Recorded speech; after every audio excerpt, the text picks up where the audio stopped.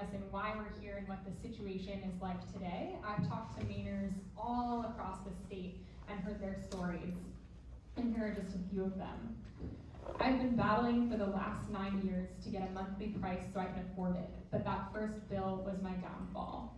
Over the years, I tried to pay when I could. Being a disabled veteran, though, who is a single father of a daughter, I struggled. I gave up paying, which hurt us, so I stopped, and today my power is shut off.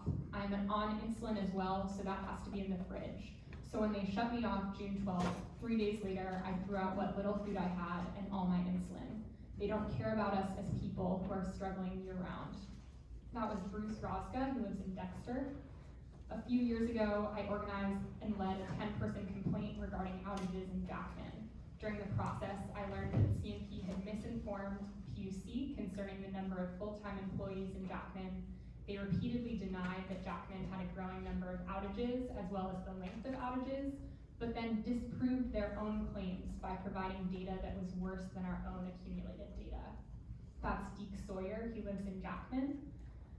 I grew up on a farm with a life timed on the seasons, sugaring in the spring, hoeing in the summer, harvesting thousands of pounds of potatoes in the fall, and ski racing in the winter.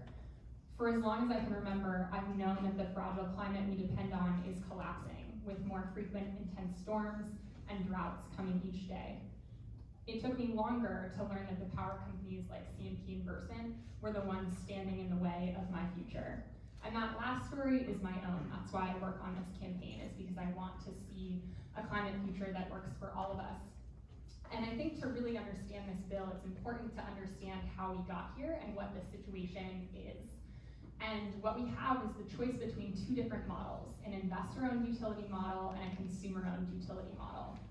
The investor-owned utility model was originally kind of equal to the consumer-owned model. There were just as many of them when we were doing electrification in the late 1800s and early 1900s. What happened is that those investor-owned utilities and those consumer-owned utilities both were natural monopolies. The grid, it doesn't make sense to have multiple competing sets of poles and wires. It just doesn't work. And so the consumer-owned utilities said, why don't we make that, get rid of the profit motivation so that consumers can't be exploited? That makes a lot of sense. At the time, during the Gilded Age, the height of inequality in America, the investor-owned utilities were owned by the robber barons, who went forward and actually designed the system of regulation themselves to get the social license to keep operating and keep getting their profits without actually protecting consumers. That's the system as it stands today. That is how CMP and Versant made $187 million in profit last year in 2022, while here in Maine, we came back this year and got 20% rate hikes, 94,000 disconnection notices, which is 10% of customers who could not pay their bills here in Maine. The worst customer satisfaction of any utilities in the nation, the most frequent outages of any utilities in the nation, and utilities that are continuing to stall our climate progress.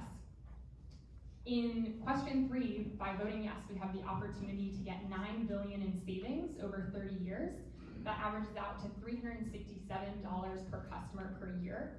We can reduce outages.